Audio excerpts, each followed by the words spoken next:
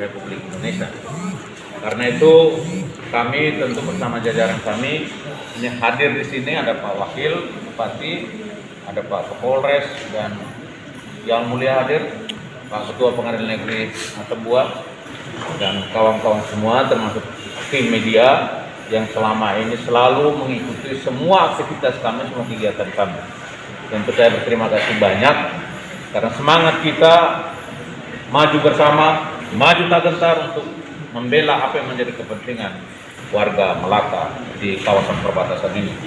Sehingga apa maknanya? Ya, semangat nasionalis tetap kita kobarkan, kita kibarkan di dalam hati kita, dalam semangat kita, dalam omongan kita, ucapan kita, tindakan kita untuk membangun Melaka. Terkait kartu Melaka Sehat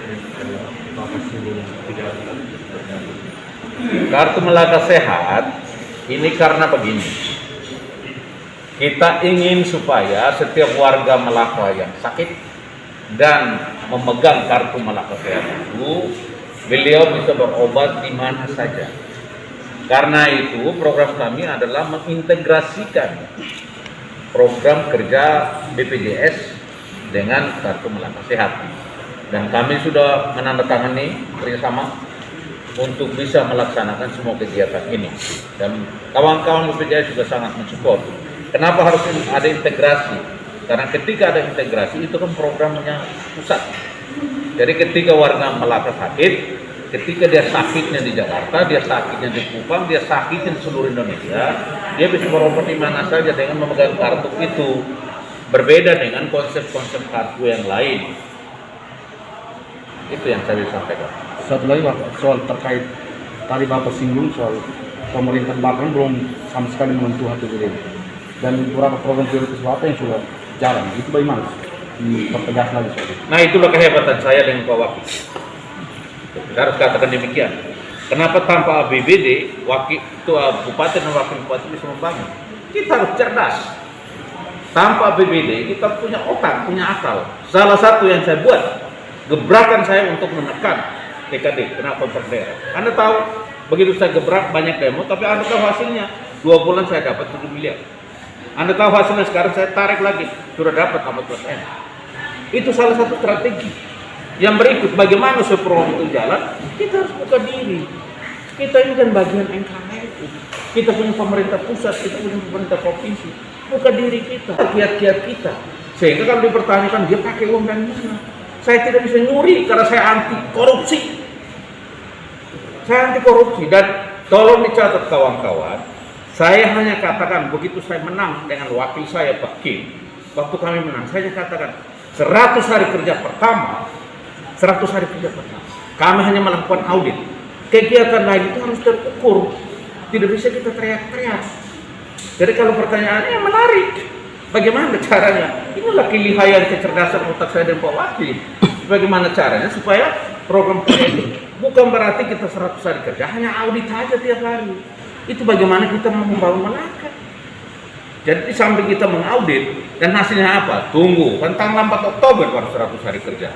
Kalau hitungnya 100 hari kalender, ya 1 minggu tanggal merah kalian hitung, ya sudah selesai. Tapi kalau ini kan 100 hari kerja. Jadi jam kerja, hari kerja itu yang dihitung. Kalau hitungnya kalender, ya sudah selesai. 3 bulan tambah 10 hari 100. Enak benar. Kita belum buat apa-apa, kalian sudah memponis sudah 100 hari. Coba yang cerdas sedikit lah, hitung-hitung. Ini mungkin perlu disosialisasikan supaya kawan-kawan itu memahami gitu. Jadi nggak usah bertanya dari mana anggarannya. Nggak mungkin saya curi. Ini adik saya Kapolres di samping saya terus, kakak jangan curi. Ya saya tidak akan curi, karena saya tidak suka curi. Karena itu saya bersih, saya harus bersihkan dari awal. Semua saya sudah audit. Anda tidak tahu, tapi saya akan umumkan pada waktunya. Ada adik sadar nggak? Kawan-kawan ini begini-begini, saya sudah periksa semua. Semua saya sudah periksa. Kita ada berapa OPD dengan berbeda? Ada 47, 35 kita sudah periksa semua. Kepala desa sudah periksa semua. Kita sudah periksa. Sekarang kawan-kawan saya inspektorat turun ke puskesmas, turun ke kepala sekolah, kita periksa semua. Tapi apakah harus ribut? Tidak perlu diribut. Yang penting kita kerja nyata untuk tunjukkan. 100 hari kami akan umumkan berapa rupiah yang kami selamatkan. Tetapi saya harus sampaikan bahwa pakai apa kami membangun, salah satu adalah tenaga kontrak daerah harus dikurangi. Dan bukti pengurangan itu 2 bulan kita dapat 7 miliar. Tambah lagi 2 bulan 14 miliar. Tambah lagi yang kita dapat 20 M. Pakai apa? Ya bagaimana kalau di kota kabupaten nggak punya alun-alun kota, nggak punya tata kota yang jelas? Nggak bisa dong begitu. Harus ada tata kota yang jelas. Ada trotoar, ada lampu merah sehingga Pak Polisi tidak berdiri seperti patung hidup terus diganggang di perampatan-perampatan pertigaan. Tidak boleh, ini juga untuk mencegah bencana-bencana yang ada pada kita. Alun-alun kota, nggak punya tata kota yang jelas, nggak bisa dong begitu. Harus ada tata kota yang jelas, ada trotoar, ada lampu merah sehingga Pak Polisi tidak berdiri seperti patung hidup terus diganggang di perampatan-perampatan pertigaan. Tidak boleh, ini juga untuk mencegah bencana-bencana yang ada pada kita. Itu yang jelas kan? Jadi anggarannya jelas. Kementerian Keuangan bantu kami, hasilnya kartu Melaka Cerdas. Gitu. Apa yang saudara akan pakai untuk membangun Kota Melaka adalah menekan tenaga kontrak daerah yang penempatannya, pemanfaatan tidak sesuai dengan analisis kebutuhan. Saya kurangi dan saya dapat anggaran. Sekarang sudah dapat belasan miliar. Apalagi kurang. Jadi kalau demo silakan, itu kegiatan bagus, silakan. Tetapi harus ada aturan main. Silakan deh kalau ada pertanyaan. Terkait dengan ruang isolasi yang sempat dikunjungi Bapak Bupati sendiri, sejauh ini sudah seperti apa Bapak? Sedangkan di Kabupaten Melaka sendiri kasus kematian dan positifnya semakin meningkat. Ya kalau pertanyaannya sejauh ini ya terlalu jauh. Tapi logisnya itu semua kita sudah siapkan.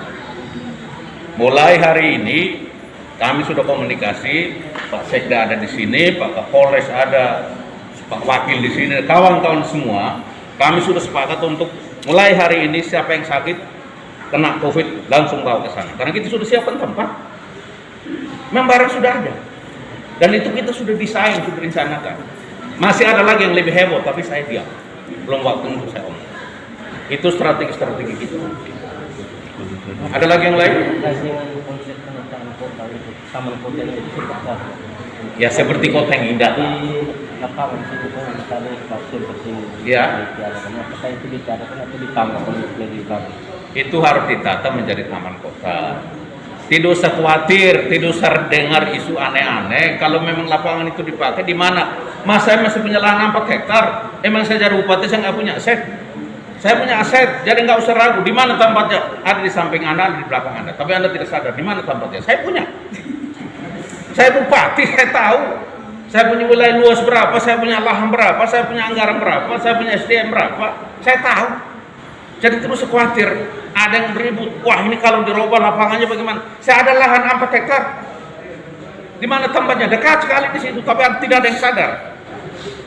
Gitu. Jadi Tuhan tunggu ya, wow, nih. Everything's gonna be alright. Everything is okay. Take it easy, man. Itulah. Take it easy ya. Terkait RI